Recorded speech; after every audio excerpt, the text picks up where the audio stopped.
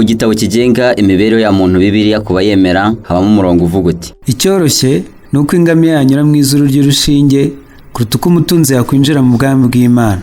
Ibi tubisanga muri Mariko igice cya 10 umurongo wa 25. Ibyo ushobora no kubisoma muri Luka ibice 18 umurongo wa 25. Ibi ndabihuza n'ihame uzumva bamwe bahamya yuko nta mucuruzi watera imbere atagavuye cyangwa ngo anyereze imisoro ndetse n'ibirimba anibe ariganye. Ibyo byose Imana ibyanga urunuka nk'uko tubisanga muri Bibiliya kuba yemera nabivuze hejuru. Abafite iminzani ibeshya n'uruhago rurimo ibipimisho bihenda mbese bantunganira, kuko abakire baho buzuye urugomo kandi abaturage baho bavuga ibinyoma n'ururimi rwabo rwo mu kanwa rukariganya. Ibi urabisoma muri Mika igice cya 6 umurongo wa 11 kugeza kwa 12. Turi mu isi aho business ubucuruzi ruhumbirajana bukorwa, ubwemewe n'ubutemewe, bugeza ba nyiri kubukora aho bakaraba amaraso ya bagenzi babo kubwo guhiga amanyazi y'amafaranga n'ubudahangarwa. Muri ubwo bucuruzi ku isonga hazamo ubucuruzi bw'ibiyobyabwenge buyogoje isi muri rusange, ubucuruzi bwinjiriza ababukora akayabo k'amafaranga, amafaranga anyura mu nzira z'umwijima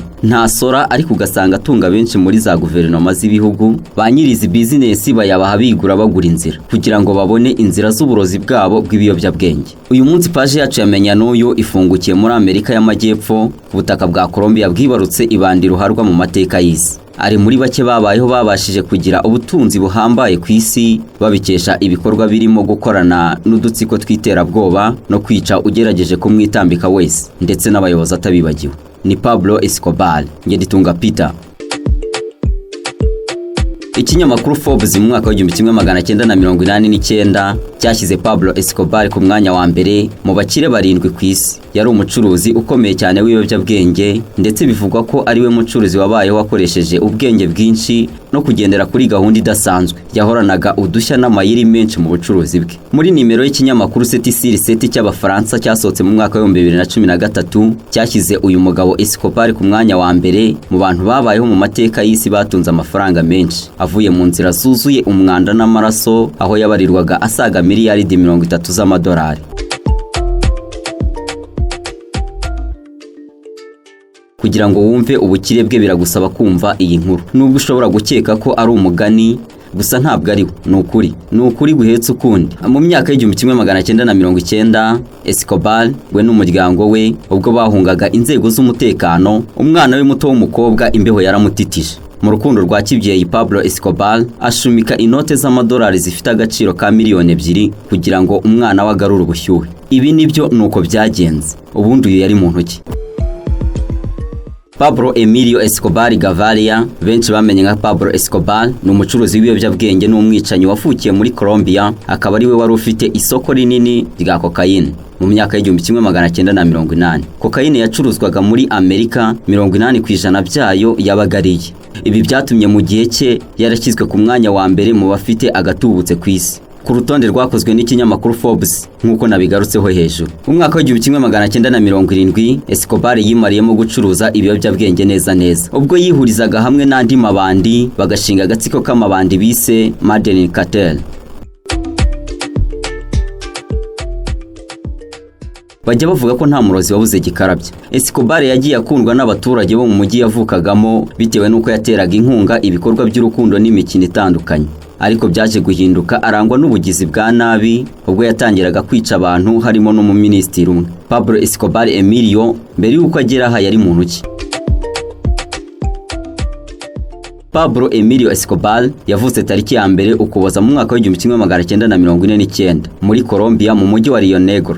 Akaba yari umwana wa gatatu mu muryango w'abana 7. Amaze kuvuka umuryango we waje kwimukira mu mujyi wa Medellin. Pablo Emilio Escobar Gaviria yakomokaga ku mugabo w'umuhinzi w'umukene wo muri Colombia, na nyina wari umwarimukazi. Escobar yize igihe gito muri kaminuza yitwa Autónoma Latinoamericana of Medellin, ariko ntiyaharangije kuko yahise atangira kujya mu bikorwa by'urugomo nko kugurisha amatabi atemewe na leta. Uretse ibyo kandi yatangiye no kugurisha amatike mpimbano, atangira no kwijandika mu bujura bw'imodoka. Mu ntangiriro z'umwaka wa 1970 Escobar yatangiye gucuruza ibiyobyabwenge ndetse no gushimuta abantu kugira ngo ba nyirabo bamuha amafaranga abarekure.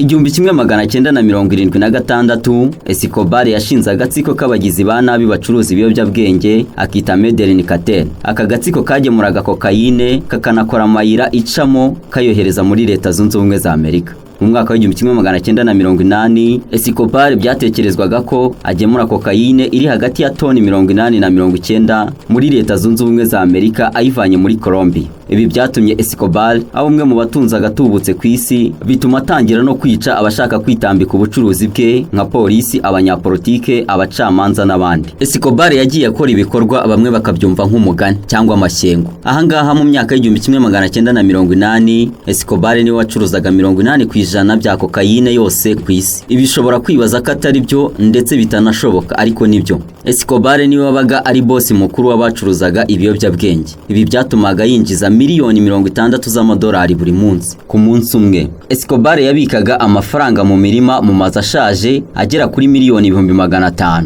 buri mwaka, cyane ko kuyashyira ku mabanki bitari kumworohera ko yabaga yarayabonye mu mayira adasobanutse. Kugeza ubwo yahitagamo kuyabika mu mirima y'iwabo muri Colombia, inzu zishaje zitabamo abantu, buguta z'amazu y'abantu bamukorera n'ahandi hatandukanye. Igitangaje ngo ayo mafaranga yashoboraga kuyibagirwa. Nanone igitangaje ngo bitewe n'igitinyiro yari afite mu bakozi be, nta washoboraga no kumutwara urutoboye.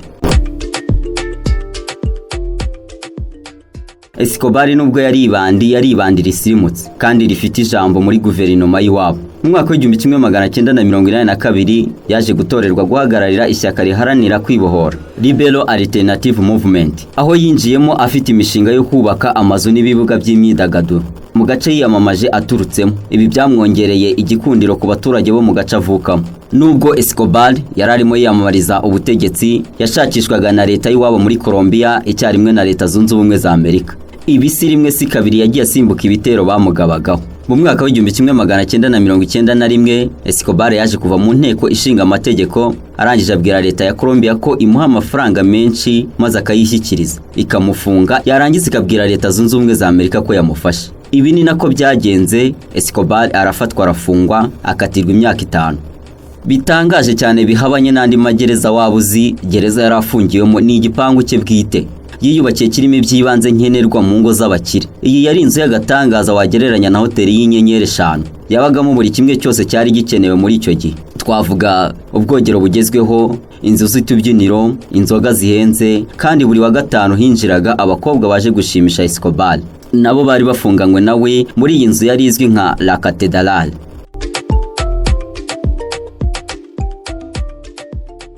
Mu mwaka wa 1992 Escobar yaje gucika iyi gereza mu ibanga rikomeye n'amayobera anyuze mu buvumo yari yaracukuye munsi y'iyi nzu.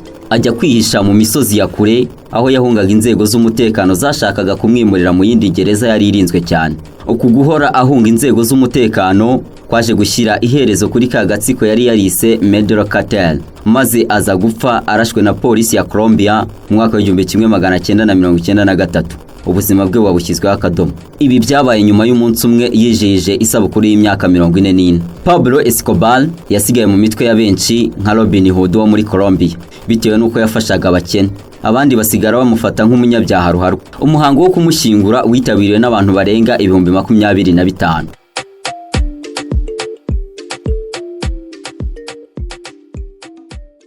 Mu mwaka wa 1976 Escobar yashyingiranywe n'umukobwa w'imyaka 15 witwa Maria Victoria Henao. Babyarana abana babiri, umuhungu witwa Joana Pablo ndetse n'umukobwa witwa Manuela Pablo.